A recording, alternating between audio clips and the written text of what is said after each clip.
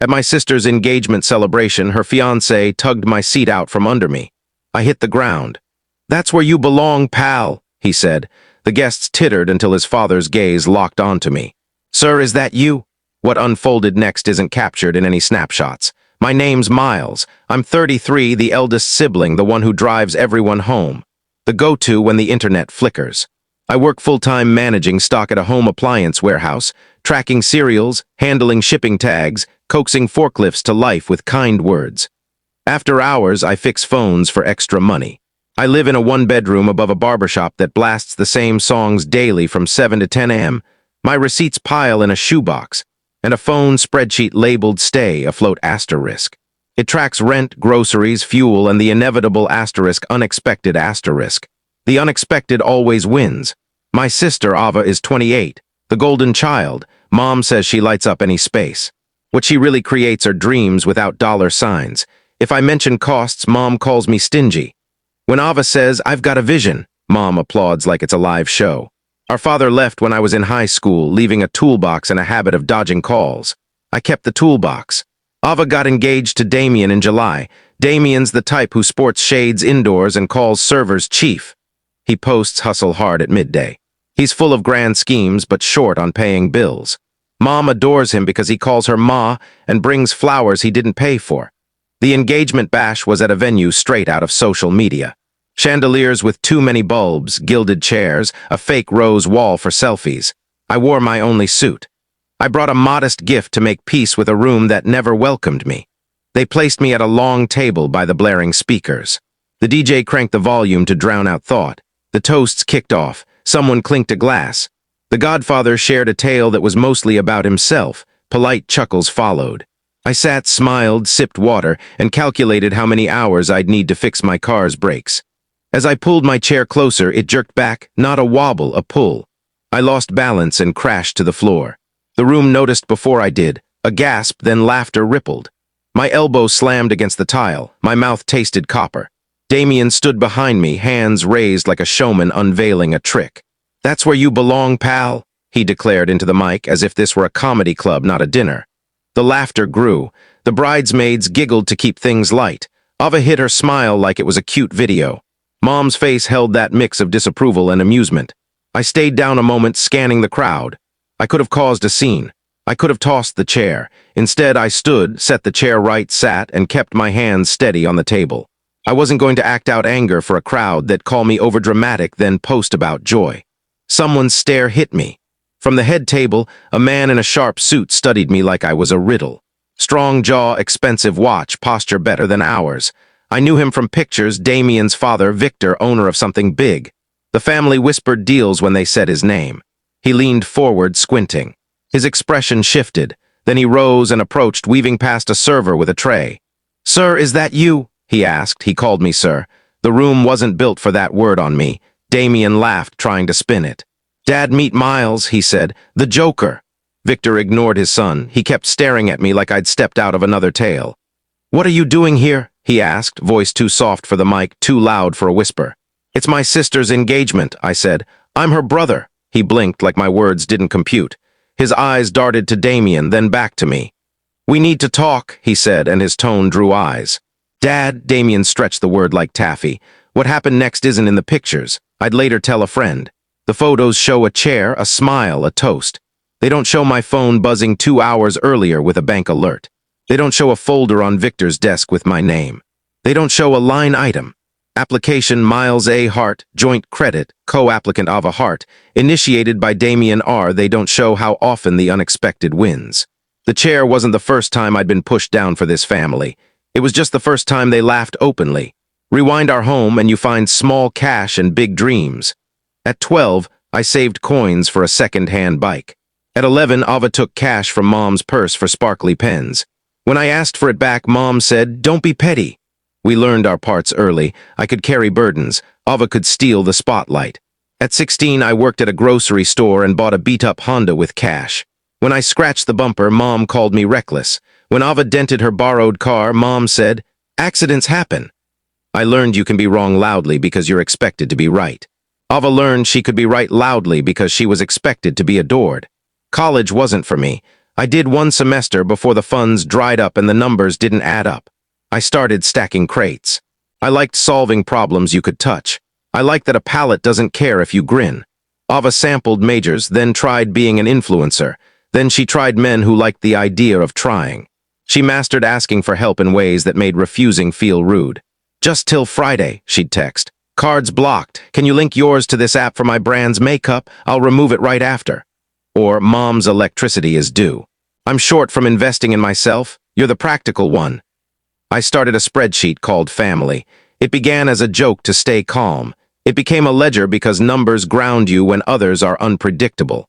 Entries like Ava, phone, $162, mom, gas, $140, Ava tire, $118, Ava rent gap, $400. In 4 years, it grew from 3 lines to 128. I won't share the total. The sum isn't the enemy. The pattern is. When Ava met Damien, the requests got smoother. He doesn't ask. He pitches. "We'd do better pooling resources. Why pay rent when you can invest? Your name on an LLC will pay back in equity." He says synergy asterisk like it's a prize.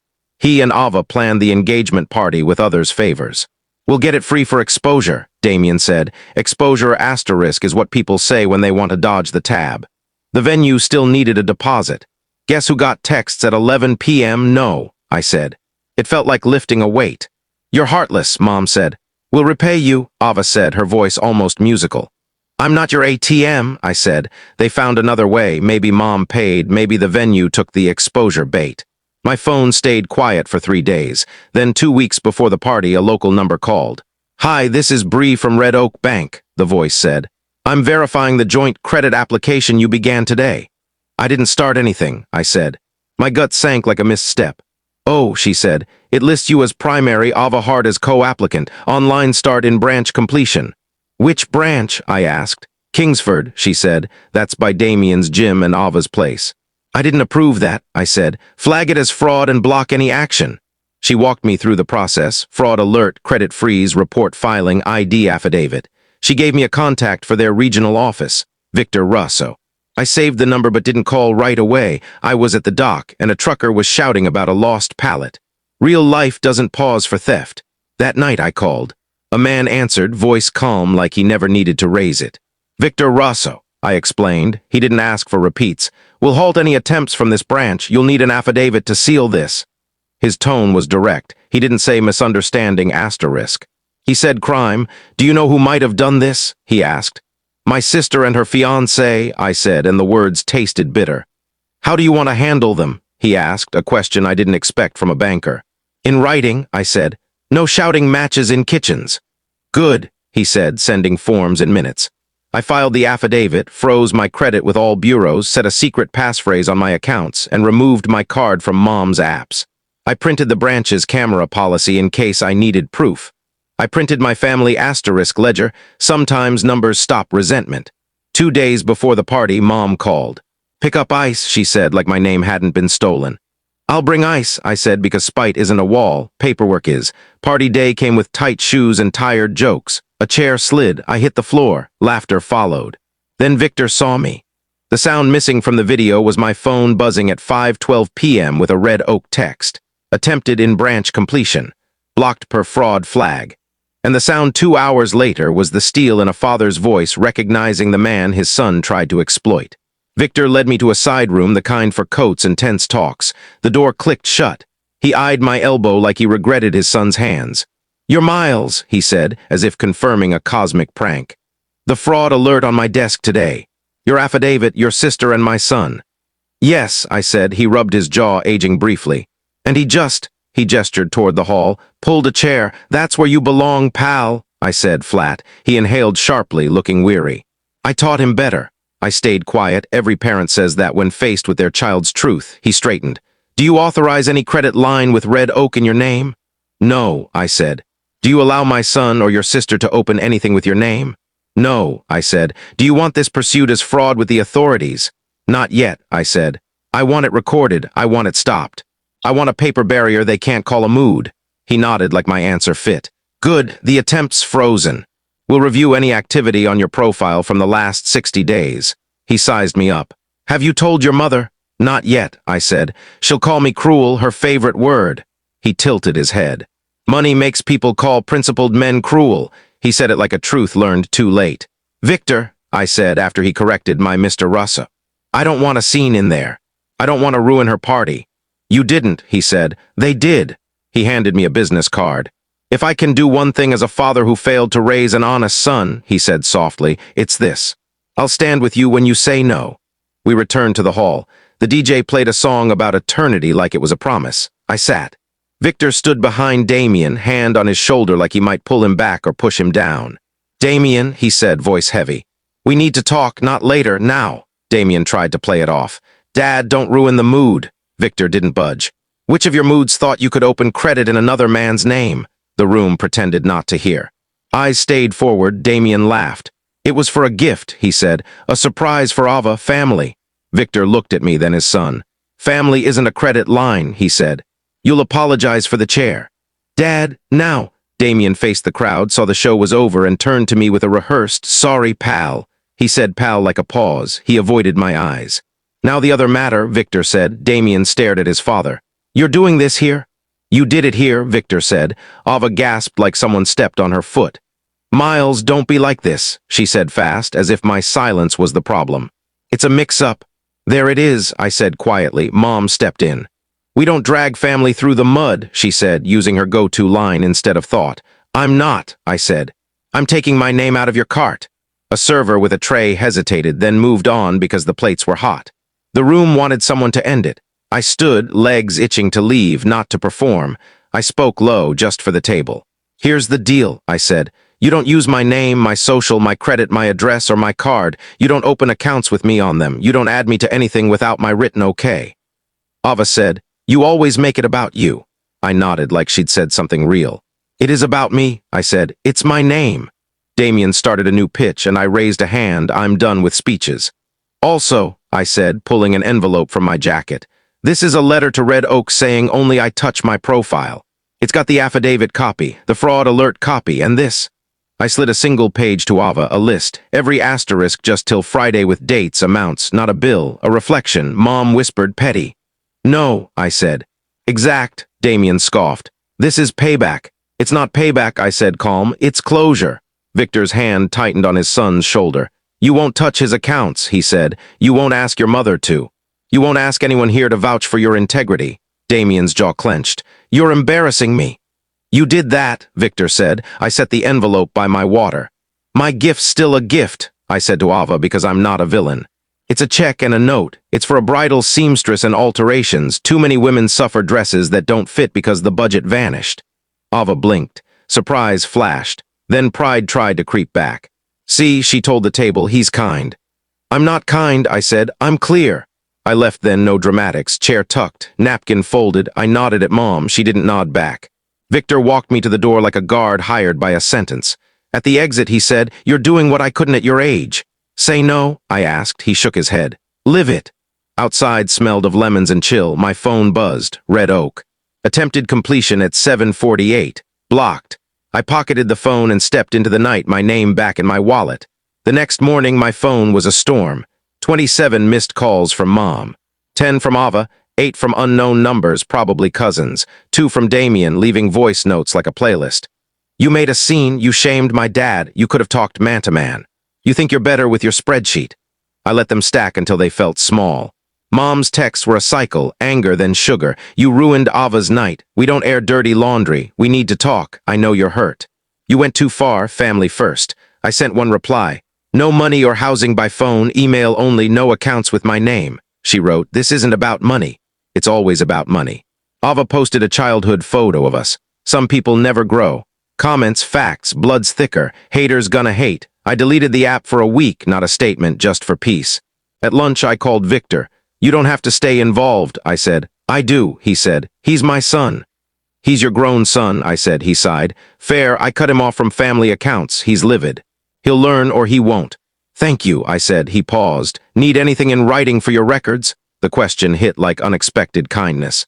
Yes, I said. A note that Red Oak denied the application and flags any Kingsford branch attempts on my profile. He sent it that afternoon. It went in a folder labeled mine asterisk. At the warehouse, life moved at the steady pace of cargo. I fixed a squeaky pallet jack wheel. I trained a new guy, Nico, who learns fast. I took one extra phone repair job, declined 3. My nights are for my body. I locked my credit with all bureaus, set a passphrase that's mine alone, and added alerts for charges over $20. I removed my card from Mom's Amazon and streaming apps. I found 3 subscriptions I'd been covering and canceled them firmly. 2 days post-party, Ava texted, "Photographer deposits due Friday." "You said you'd help." I checked our texts, no promise. "No," I replied. She sent 14 texts in 2 minutes. "Petty, power trip, please, just this once, I'll pay Friday." I turned on Do Not Disturb and cooked eggs. On day 3, my aunt called rare. "I wasn't there," she said. "I heard." "You okay?" "I'm good," I said. "Your mom'll blame you," she said. "I know," I said. "She taught me division and taking the fall." She laughed, almost a sob. "Write your rules, tape them in a cupboard, read them aloud, it helps." I did. 5 rules: I don't lend what I can't lose forever. Family doesn't own my name. I don't explain numbers to people who love fairy tales. Money talks in writing. No fights in kitchens. Locks aren't cruel. They're clear. I read them as my coffee brewed. It felt silly, then solid. Victor asked to meet. We sat outside a cafe. He looked worn, less polished. "I made it too easy for him," he said. "I called it love. It was laziness." I gave him a safety net he thought was the ground. "I built one too," I said. "Spreadsheets?" He nodded at my folder. "You did work I should have." I shook my head. "You're doing it now." He handed me an envelope. Bank letterhead. Confirms no open applications. Kingsford attempt denied for fraud. Also a note barring anyone but you from your profile. He studied me. "Want me there if you push this?" "I'm not pushing," I said. "I'm setting boundaries." He nodded. "Boundaries beat brawls." The fallout kept shifting. Damien posted a gym pic, "Real men provide." Comments cheered. One of his friends messaged me. "He used your name?" I didn't reply. I don't do back-channel chats.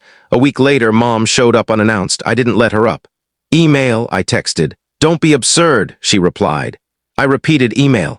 She left a bag of oranges at my door like a truce. I ate one. It was tart and good. Damien tried charm. "Pal, we started wrong. Let's talk man-to-man. I'll show you the business plan."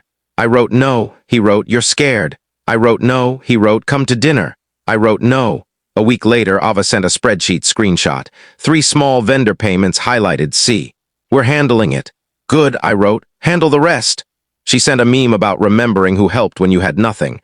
I sent a period. Punctuation is my therapy. The engagement didn't collapse, it adjusted. They trimmed the guest list for intimacy.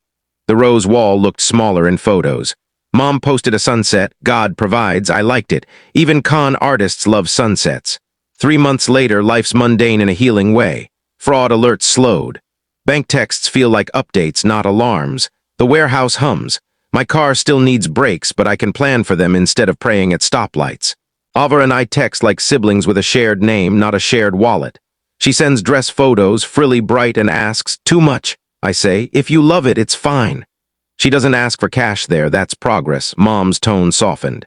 She sends dish soap deals and bird pics. She still tries, "You know your sister," and I reply with the forecast. When she says, "Family first," I hear her family first asterisk and pivot to fruit. It's not forgiveness. It's restraint. Victor and I aren't buddies. We're 2 men approaching the same boundary from opposite sides. He sends quarterly notes, no activity on your profile. He signs with his title. Sometimes he asks, "How's the warehouse?" I reply loud, "Good." I don't say his words ease something in me. He probably knows. My 6 rules stay in the coffee cupboard. I added one: I don't argue with megaphones. I write letters. I read them while cooking eggs. It felt silly, now it's breath. People want a climax where Ava confesses and repays every cent. That didn't happen. She sent $200 once, noting, "For that Friday." I said thanks. I logged it, no interest, no lecture. She booked a seamstress without my card. Progress is quiet. Damien hasn't touched my chair again. He hasn't asked me to back his hustle. We've shared a room twice. He's polite when his father's near. He doesn't eye my chair. I don't eye his hands. The lesson's dull and it works. Don't bankroll a story where you're the villain and the funder. Don't let family use your name like a discount code. Put money in writing. Put love in words, not accounts. Say no like a full stop, not a rant. Build a wall, keep a gate. Use both. This isn't revenge, it's resolution. I still live above the barbershop. The same songs play at 7:10 a.m. I carry a small screwdriver set because things loosen, and I'd rather fix than break. When my phone buzzes at old trouble hours, I check the sender, breathe, and choose. If it's the bank, I use my passphrase. If it's family, the cupboard decides. I'm not a co-signer for chaos anymore. I'm a man who picks what he funds, with money, with time, with silence. And for the first time in ages, I'm fine.